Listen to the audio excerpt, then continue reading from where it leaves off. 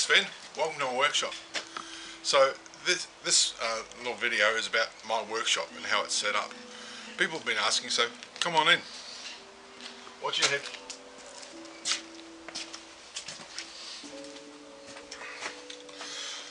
Okay, this is my workshop. It's really small, it's 4 meters by 4 meters, so any space has to be used efficiently. I fell in love with the place and bought the property because of this shed.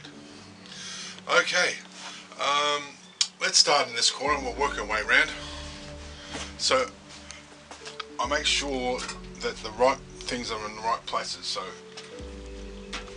hooks on the back of the door, long thin things in spaces where they fit. Storage cabinets. So I've got all my fletching equipment and storage, my lock making and safety equipment, and some bottles of wine.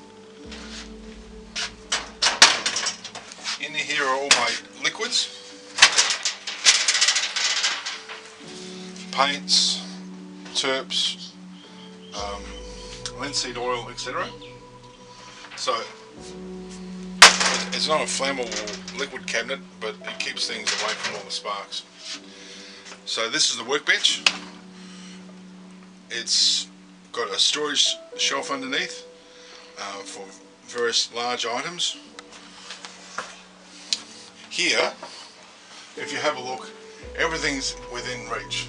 So the things I use on a regular basis are in handy reach. So frame saws, hand saws, Japanese saws, sandpaper and various tools, plane, nails, screws. I recommend the old Milo tin for storing bits and pieces together. This is what's called a shadow board. So if I take our protractor, can you see the actual photo effect of having my protractor there? So that's why it's called a shadow board. So all the things I don't use often are up out of the way, whereas the things I use on a regular basis are nice and close. I've got various shelves with holes in them for chisels, files, screwdrivers and punches. Let's see, this is an old milk crate turned upside down and bits cut out of it so I can fit all my squares, my mallets, hammers, files, axes, etc. So it's nice and easy and they're not just lying around. Power tools, I can lock that up if I need to, but they're out of the way and secure. Long thin pieces of metal, etc. Okay, this is one of my workbenches that I've made up. So I do most of my hot work here. Yeah, this looks pretty yucky, but this is where I blacken the fittings for the chests, anti-rust. So oil and a LPG gas torch, and that preserves them.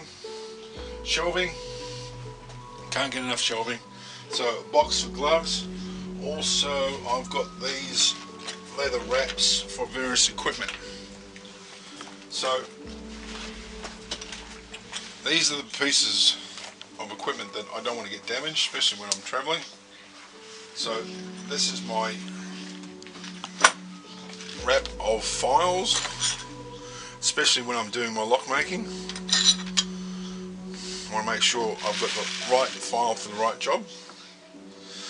Okay, I do a bit of Viking reenactment, so I've got some of my tools in this wrap, chisels, files, etc. And I'll show you my master Mia chest with all the tools later. So in this wrap is all my gouges, because I do a bit of woodwork in my spare time. So I've got a range of gouges from that big boy to that chap, so I can do a range of wood carving. Okay, moving on. So this bench is where I do my grinding with the bench grinder, drill with my pedestal drill, and of course wood storage. There's never enough wood. Gardening tools. Oh, arms and armour. Yes, I am a historical reenactor. So range of helmets from Byzantine to 14th century, and my old fencing mask. In here is my lock storage for my swords. In Victoria, Australia, I've got to keep my blunt swords in a lock cabinet that I've only got access to. Whereas, if you have a look at the tools around the room, the axes, the scythes, etc., they're fine because they're tools. They don't have to be locked away. Okay, and gamisons and gardening stuff. So that's the workshop. The main thing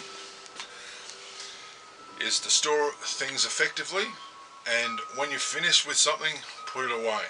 I really hate when someone borrows my tool and they don't put it back in the same place, because then I have to go searching for it.